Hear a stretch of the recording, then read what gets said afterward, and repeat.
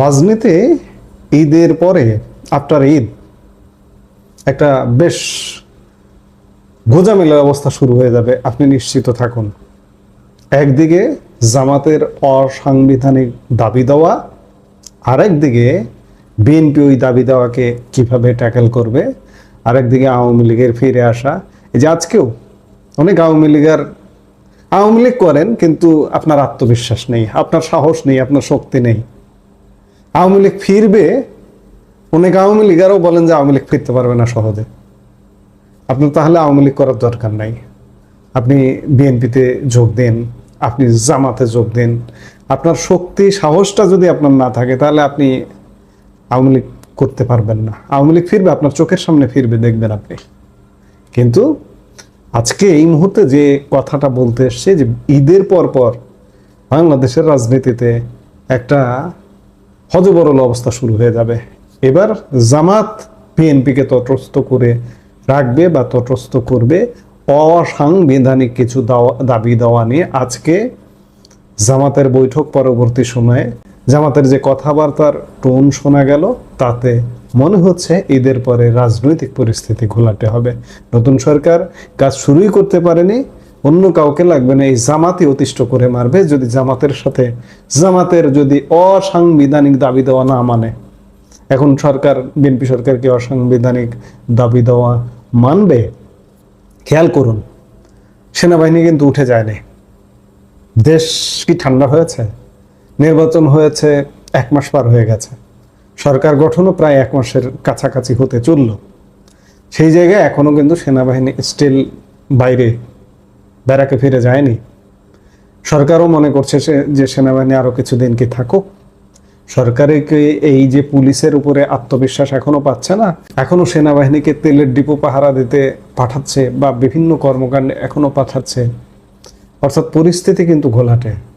সেই 24 সালে আওয়ামী লীগ শেষ সময়ে যে পরিস্থিতি ঘোলাটে ছিল, এখনো ঘোলাটে, এবং এই ঘোলাটে পরিস্থিতিটা করবে। আওয়ামী লীগের পতন ঘটিয়েছিল যে জঙ্গি জামাত জোট, বিএনপি ছিল একটা পার্শ্ব চরিত্র। বিএনপি আজকে মূল বেনিফিশিয়ারি। জামাতের অনলাইন আমির কদিন আগে একটা কথা বলেছিলেন, সেই কথাটা খুব গুরুত্বপূর্ণ। তিনি বলেছিলেন যে 75 পরবর্তী সময়েও বিএনপি বেনিফিশিয়ারি, 24 পরবর্তী সময়েও বিএনপি বেনিফিশিয়ারি, অর্থাৎ ক্ষমতার বেনিফিশিয়ারি, ক্ষমতা পেয়েছে বিএনপি। তো সেই জায়গায় এই যে পরিস্থিতি দিন দিন ঘোলাটে হচ্ছে, ঝোড়ো হাওয়া বইতে শুরু করেছে রাজনীতিতে। আগামীকাল কি সত্যিই সরকারের শেষ অধিবেশন হতে যাচ্ছে? এখন প্রশ্ন আসছে জামাত নেতার কথায়, কেন এমন কড়া হুঁশিয়ারি দিলেন 11 দলীয় ঐক্যের সমন্বয়ক ও জামাত নেতা হামিদুর রহমান আজাদ? আজ রাজধানীর মগবাজারে বাংলাদেশ জামাতে ইসলামের কেন্দ্রীয় কার্যালয়ে অনুষ্ঠিত হয়েছে 11 দলীয় ঐক্যের লিয়াজো কমিটির একটি গুরুত্বপূর্ণ বৈঠক। এই বৈঠক শেষে সংবাদ মাধ্যমের মুখোমুখি হন জামাতের নেতা হামিদুর রহমান আজাদ, এবং এই যে 11 দলীয় যে জোট, এই 11 দলীয় লিয়াজো কমিটির তিনি সম্ভবত সমন্বয়ক। তার বক্তব্যের মূল সুর ছিল অত্যন্ত আক্রমণাত্মক। তিনি স্পষ্ট করে বলেছেন যে সরকার যদি তাদের দাবি না মানে, তবে রাজপথই হবে চূড়ান্ত ফয়সালার জায়গা। মূলত সংবিধান সংস্কার পরিষদ গঠন এবং তার অধিবেশন ডাকা নিয়ে এই টানাপোড়েন। হামিদুর রহমান আজাদ অত্যন্ত স্পষ্টভাবে বলেছেন, সংবিধান সংস্কার পরিষদের অধিবেশন না ডাকলে আগামীকালই হবে সরকারের শেষ অধিবেশন। এটি কোনো সাধারণ রাজনৈতিক মন্তব্য নয়, এটি একটি সরাসরি আলটিমেটাম। অর্থাৎ বিরোধী জোট মনে করছে সরকার সময় ক্ষেপণ করছে। জুলাই বিপ্লব, তথাকথিত জুলাই বিপ্লব, আমরা বলি জুলাই ষড়যন্ত্র, এই ষড়যন্ত্রের মাধ্যমে জামাত এবং এনসিপি জঙ্গিদের যে আকাঙ্ক্ষা ছিল যে জুলাই সনদ নামে একটা সনদ, এবং এই সনদ বাস্তবায়নে সংবিধান সংস্কার অপরিহার্য, আর এই সংস্কারের জন্য যদি অধিবেশন না ডাকা হয়, তবে তারা এই সরকারকে আর বৈধ সংসদীয় প্রক্রিয়ার সুযোগ দিতে রাজি নয়। হামিদুর রহমান আজাদ বক্তব্যের পরের অংশে উল্লেখ করেছেন জুলাই সনদ নিয়ে। তিনি বলেন, জুলাই সনদ বাস্তবায়নে আগামীকাল সংবিধান সংস্কার পরিষদের অধিবেশন ডাকা না হলে জনগণকে সাথে নিয়ে রাজপথে নামবে 11 দল। এখানে লক্ষণীয় যে তারা কেবল দলীয়ভাবে নয়, বরং সাধারণ জনগণকে সম্পৃক্ত করে একটি বৃহত্তর গণ আন্দোলনের ইঙ্গিত দিচ্ছেন। হামিদুর রহমান আজাদ আরও জানিয়েছেন, আগামী 28 মার্চ শীর্ষ নেতৃত্বের একটি বড় বৈঠক অনুষ্ঠিত হবে এবং সেখান থেকেই চূড়ান্ত করা হবে আন্দোলনের রূপরেখা। অর্থাৎ সরকার যদি কালকের মধ্যে সিদ্ধান্ত না নেয়, তবে 28 মার্চের পর দেশ এক নতুন রাজনৈতিক সংঘাত বা আন্দোলনের সাক্ষী হতে পারে। হামিদুর রহমান আজাদ তার বক্তব্যে বলেছেন, নির্বাচনের পর উপদেষ্টারা নিজেরাই হাটে হাড়ি ভেঙেছেন, অর্থাৎ নির্বাচন নিয়ে হাটে হাড়ি ভেঙেছেন। এর মানে কি? তিনি দাবি করেছেন যে ইতিহাসের অন্যতম গুরুত্বপূর্ণ এই পরিবর্তনের পর জনগণের যে আশা আকাঙ্ক্ষা ছিল তা পূরণে সরকার ব্যর্থ হয়েছে। নির্বাচন প্রসঙ্গে তিনি বলেছেন, যদিও জানমালের ক্ষয়ক্ষতি কম হয়েছে, কিন্তু নির্বাচনে জন আকাঙ্ক্ষা পূরণ হয়নি। অর্থাৎ জামাত দাবি করছে, প্রত্যাশা করছে তারাই ক্ষমতায় যেত, এখনো তাদের কিন্তু সেই সুরটা। 11 দলীয় ঐক্যের দাবি হলো জুলাই সনদ আংশিক নয়, বরং সম্পূর্ণ বাস্তবায়ন করতে হবে। তারা মনে করছেন সরকার জুলাই বিপ্লবের চেতনা থেকে বিচ্যুত হচ্ছে। সংসদ ওয়াকআউট ও বর্তমান রাজনৈতিক পরিস্থিতি নিয়ে তিনি আরো কিছু গুরুতর অভিযোগ তুলেছেন। তিনি বিএনপিকেও এক হাত নিয়েছেন এই বলে যে বিএনপি স্বৈরাচারের দোসরকে বক্তব্য দিতে দিয়ে সংসদকে কলুষিত করেছে। অর্থাৎ রাষ্ট্রপতিকে বক্তব্য দিতে দিয়ে সংসদকে কলুষিত করেছে। রাষ্ট্রপতি ভাষণ দেওয়া হচ্ছে, এটি সাংবিধানিক রেওয়াজ, একদম সংবিধানে বলা আছে।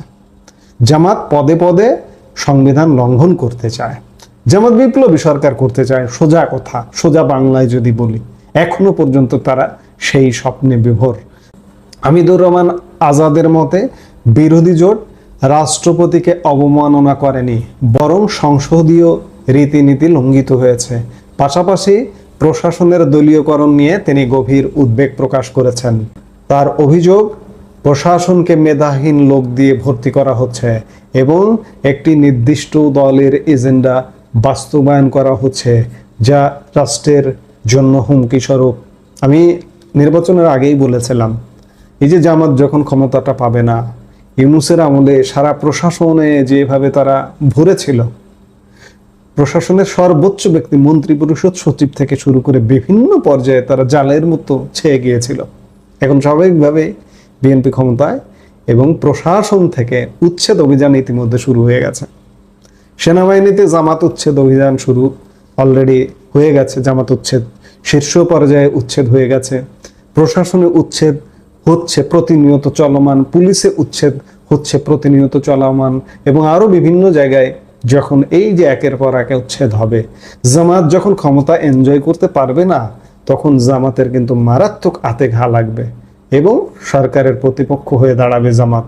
সংসদে নাও থাকতে পারে, রাজপথে নেমে বিশৃঙ্খল পরিস্থিতি তৈরি করতে পারে।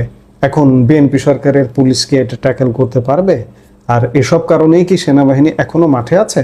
প্রিয় দর্শক, জামাত নেতা হামিদুর রহমান আজাদের এই বক্তব্য থেকে এটা পরিষ্কার যে আগামী 24 ঘন্টা অর্থাৎ আগামীকাল জাতীয় সংসদের যে অধিবেশন বসছে, সেই অধিবেশনে জামাতের যে 11 দলীয় জোটের দাবি যদি বিএনপি না মানে, তাহলে ঈদের পরে জামাত একটা অস্থির পরিস্থিতি তৈরি করার চেষ্টা করতে পারে।